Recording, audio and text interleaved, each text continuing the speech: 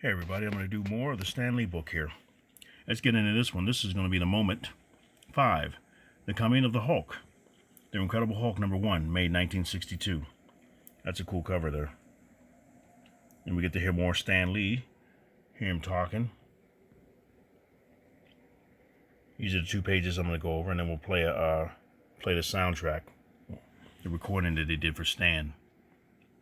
But this one, like, here's cover #1, Incredible Hulk, the strangest man of all time. Fantasy as you like it. Is he man or monster? Or is he both? Wow. It said Incredible Hulk #1, May 1962. It didn't take a house to fall on Martin Goodman or a superhero to write it in big letters across the sky to notice that Fantastic Four was selling better than the giant monster comics like Journey into Mystery. And so he, Stan, and Jack Kirby launched a second new hero, the Incredible Hulk. The Hulk was in many ways a virtual clone of bashful Benjamin Grimm's rock-skinned self, at least in terms of the initial concept. As inspiration for the Hulk, Stan and artist co-creator Jack Kirby also combined 2 classic figures of horror literature and film, Frankenstein's monster and Dr. Jekyll, Mr. Hyde. But the Hulk was also more than the sum of his parts. He was in a class by himself, grotesque as he was. He had a human-looking aspect about him. Even the fact that the Hulk was colored gray in his first issue, yes, gray. The switch to green came with #2, made him seem a bit more human, albeit like a man standing in shadow. The Hulk also worked alone. Neither he nor his other self, Dr. Bruce Banner, had a support group as the Thing did. There was no Reed Richards to rein in the Hulk when he got overly boisterous and started tearing things apart. No Sue Storm to soothe him with soft words. Though he wasn't part of a team, the comic would have been pretty boring without anyone for the Hulk to talk to. So Stan and Jack had Banner save the life of a brash teenager named Rick Jones, who quickly became less the Hulk's sidekick than his anchor, his guardian, his lone human friend. The Hulk perfected the Dr. Jekyll and Hyde split. The Hulk had an entirely different personality from Bruce Banner. In fact, the first time the green-skinned monster sees a photo of Banner, he snarls like the latter's human face looks weak and that he hates it. I'd rather be me than that puny weakling in the picture. Soon his loathing has grown to so strong that he would have strangled Banner with his powerful bare hands if he could have gotten hold of him. Early in that first story, when the spy Igor sees him and exclaims, "You aren't human," the Hulk lifts him bodily and growls, "Human? Why should I want to be human?" Why all the Thing wanted in the early days was to be a human being again. The Hulk was, from the outset, at the outer M of the spectrum, and readers loved it. In that period when the teen and sub-teen readers of comic books were feeling increasingly alienated from adult culture in the prequel to the generation gap that would split out into the streets during conflicts over civil rights and the Vietnam War, the Hulk, even more than the Thing, was someone they could identify with. The Hulk was an outcast, and unlike Ben Grimm, at the beginning he preferred that to being a mealy-mouthed member of the human race.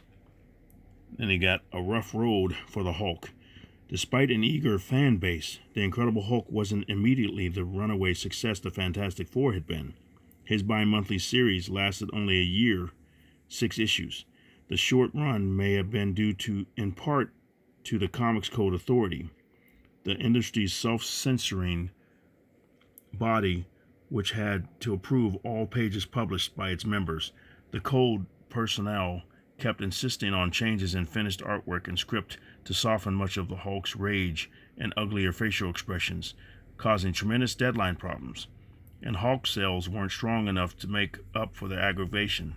But Stan knew that the Hulk would be back. He would see to that. And we got down here the Thing versus the Hulk. That's pretty cool. It's interesting to know about that. That face. I know that face. But it is weak, soft. I hate it. Take it away. you can't hate it. Don't you understand?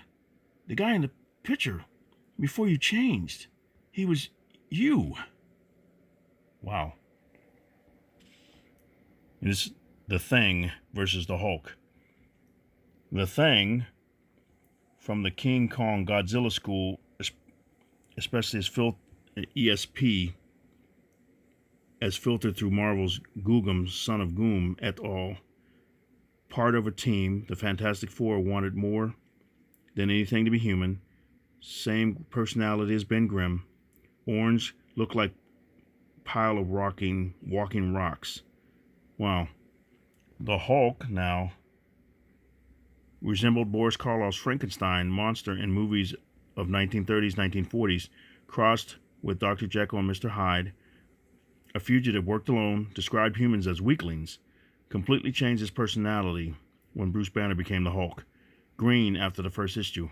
Anyway. Now we got down here, Stan talks right here. I thought I'd make him a gray color because I thought that seemed mysterious and scary. So we'll go over here and push this and find number 7 and push play. I thought I would make him a gray color because I thought that seemed mysterious and scary in a way. So in the first issue, the Hulk was gray. But what happened was the printer had trouble with the gray color, making it consistent throughout the book. So on one page he looked like he was light gray, on another page he was dark gray, on some pages he looked almost white, on some pages he looked black, and I felt this will never do. So in the next issue I figured I'm going to get a different color for him. And I started looking around to see what other characters were, and I noticed there were no green characters that I could find, so I said, okay, I'll make your skin green. Wow. That's pretty cool. Pretty simple. Okay, we're going to jump to Spider-Man. They had one on Doctor Doom and everything, but they didn't have a recording, so I'm going to jump around a little bit and try to combine Fantastic Four and Doctor Doom and stuff like that. But this one's going to be about Spider-Man now. And they had just a little bit about the Hulk. But let's go through this one. This is very cool. I got some copies of this one. Facsimile versions, stuff like that. That's really cool. Amazing Fantasy Spider-Man. Wow. You got Amazing Fantasy number 15, August 1962.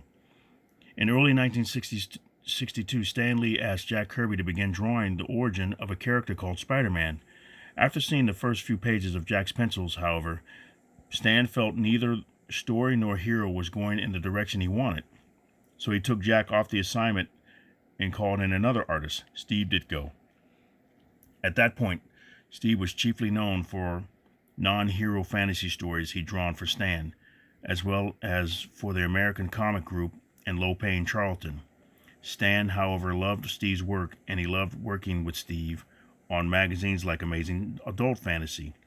Amazing Adult Fantasy had started out as basically just another giant monster mag named Amazing Adventures, but after a few issues, Stan had retitled it and turned it into an all Lee and Ditko comic containing several short stories per issue of fantasy and science fiction.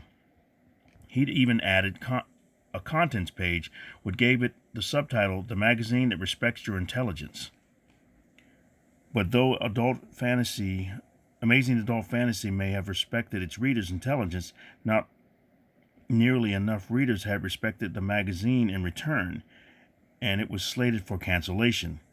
Publisher Martin Goodman, meanwhile, had let it be known that he didn't care for the Spider-Man idea, so Stan made the best of two bad situations. He stuck that first Spidey story into the last issue of a dying magazine. Never in the history of comics was a publisher more wrong about the potential of a new character than Martin Goodman was about Spider-Man. Wow. That's pretty cool. I heard that story before. That's cool. Now we got a different kind of hero over here.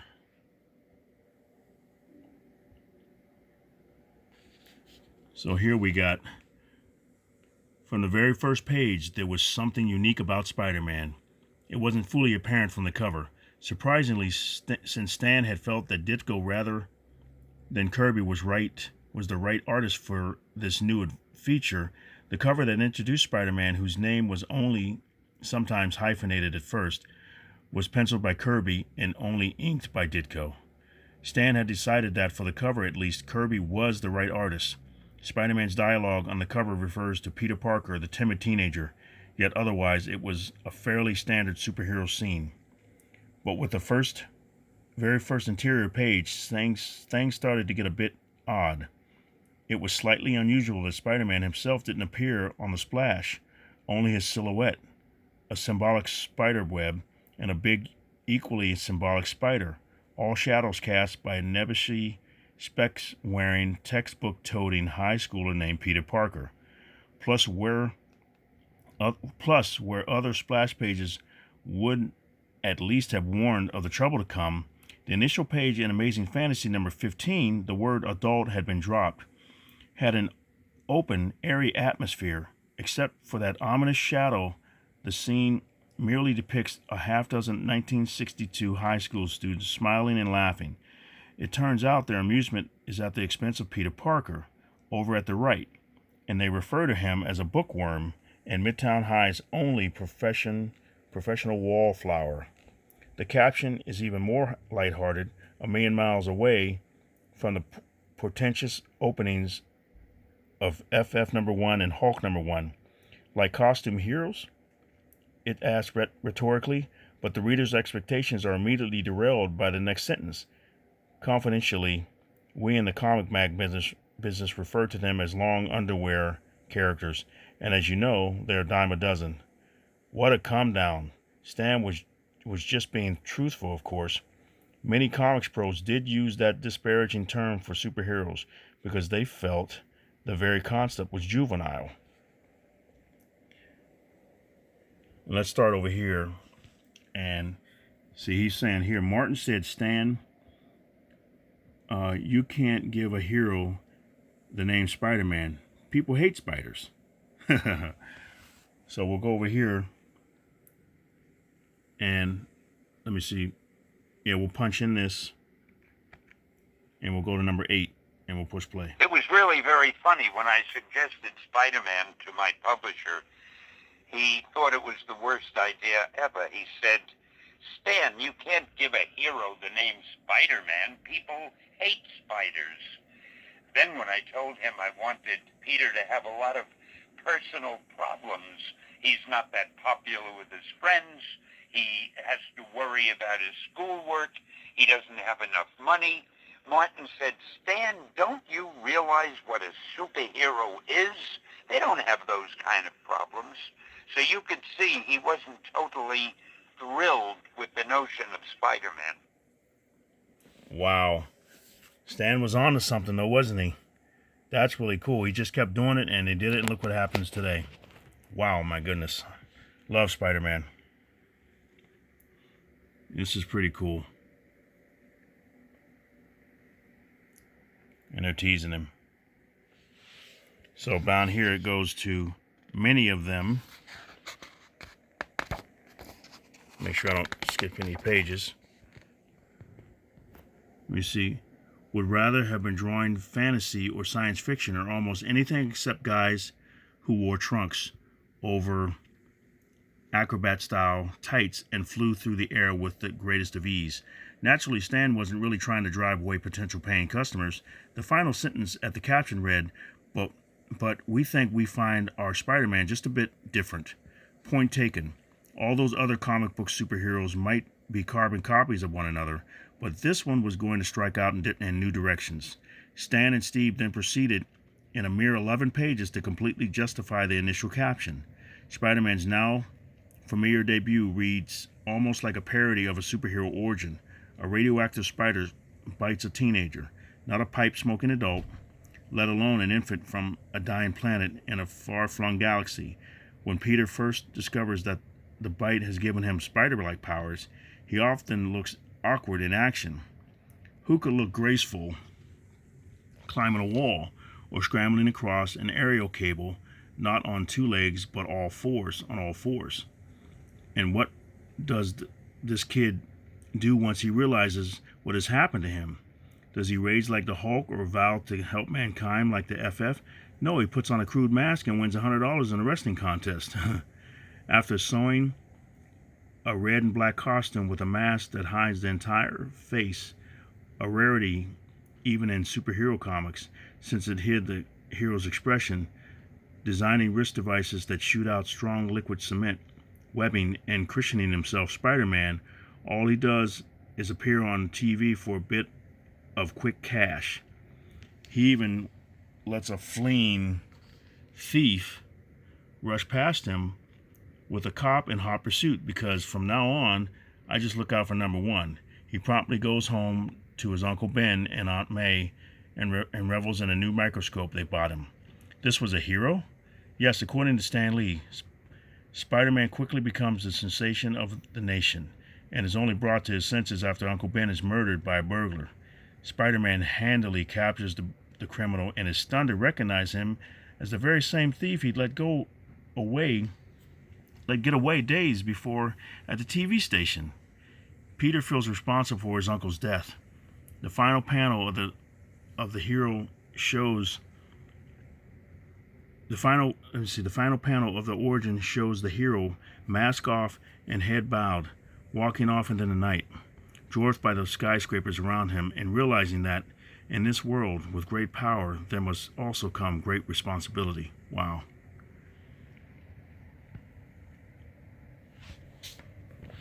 We got him over here, learning how to shoot his web shooters and everything. Crackers and milk, bless them, if they only knew. Now let's see a spider. A spider needs a web. This little device should just do the trick.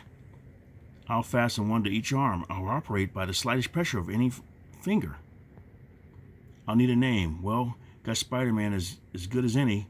Looks pretty good if I do say so myself. Okay, world.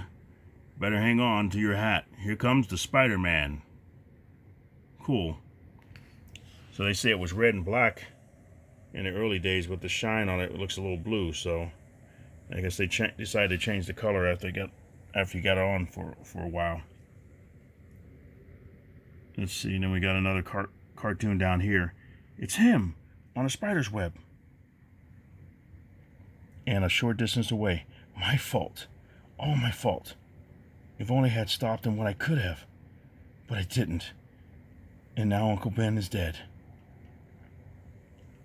And a lean, silent figure slowly fades into the gathering darkness, aware at last that in this world with great power there must also come great responsibility. And so a legend is born, and a new name is added to the roster of those who make the world of fantasy the most exciting realm of all. Let me see. Be sure to see the next issue of Amazing Fantasy for the further amazing exploits of America's most different new teen-age idol, Spider-Man. Wow. We got here insect invasion. Within a week or so of the debut of Spider-Man in Amazing Fantasy 15, the company that would be Marvel also introduced a superhero called Ant-Man in Tales to Astonish, number 35, September 1962. Here's a quick comparison. Spider-Man, teenage science student Peter Parker, stage same size as Spidey, proportionate strength of a spider, the ultimate loner, continuously published since Amazing Spider-Man number 1 in 1963.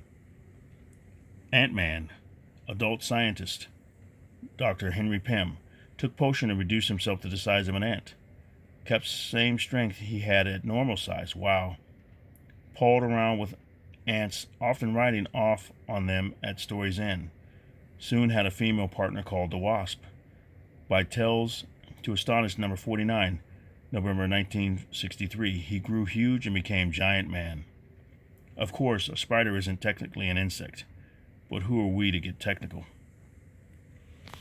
Okay, and then we got over here. Perhaps the cleverest part of it was thinking that he should have the proportionate strength of a spider. So we'll go over here and go to number 9. And we'll push this. It seems to me, since we called him Spider-Man, like any good spider, he should be able to crawl on walls. He should be able to spin a web. Perhaps the cleverest part of it was thinking that he should have the proportionate strength of a spider. And I always loved that phrase, the proportionate strength of a spider. Cool. So, just a second. Yeah, that's the end of that one. So thank you very much for watching. I hope you guys like that and everything. I try to make it interesting, do the reading and everything. I'm not perfect. If I had a computer and editing thing, I would read it, make sure it's perfect, no mistakes and stuff like that. But you're getting it like the raw coverage of this as I record this and everything. But I hope you like the book and everything. It's really interesting with having Stan's voice and everything, and him explaining different things, and just reading this and how they came up with these characters. It's so awesome. So if you're ever like wanting to make your own characters, you see what Stan Lee and Jack Kirby did, and Steve Ditko and all these other guys. Everything is just awesome to see this. We'll be going through new ones next. Thor's next and everything. We'll get to see him and see how they did that. And the Hulk was really cool, just seeing what he said about him too. So, but thank you very much for watching. You guys have a great day. Please like and subscribe, share, and just comment. Let me see tell me what you guys think about this book and everything, and what you think about the characters. Well, you guys have a great day, and Collector Dude is out.